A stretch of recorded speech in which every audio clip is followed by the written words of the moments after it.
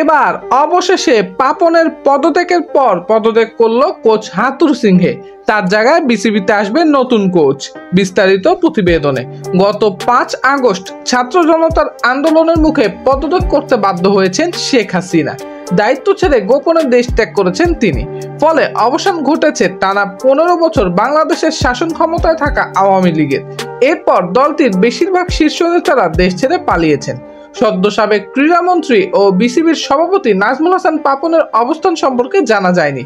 তবে বিসিবির একজন পরিচালক আমাদেরকে জানিয়েছেন, বিসিবির সভাপতি পদ থেকে অব্যাহতি নিতে রাজি আছেন পাপন। এই প্রসঙ্গে বোর্ডের প্রভাবশালী পরিচালকদের সঙ্গে আলোচনাও করেছেন তিনি। গত বৃহস্পতিবার 15 আগস্ট বিসিবির একজন পরিচালক আমাদেরকে বলেন, পাপন ভাই কোঅপারেট করতে চান, তিনি সরে যেতে চান।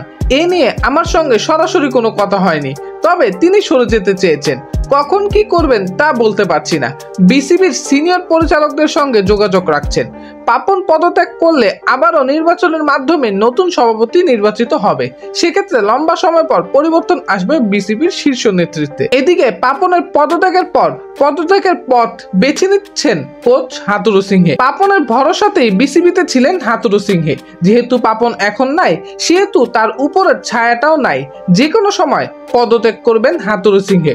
হাথুরু সিংহের পরবর্তী কোচ হিসেবে বিসিবি আপাতত সালাউদ্দিনকেই দেখছেন। যদি হাথুরু সিংহে পদত্যাগ করে, তাহলে তার পরবর্তী কোচ হিসেবে আমরা বিসিবিতে কোচ সালাউদ্দিনকেই দেখতে পারি। সুপ্রিয় দর্শক, হাথুরু সিংহের পরে আপনারা কাকে বাংলাদেশের কোচ হিসেবে দেখতে চান তা অবশ্যই কমেন্ট করে জানাতে ভুলবেন না।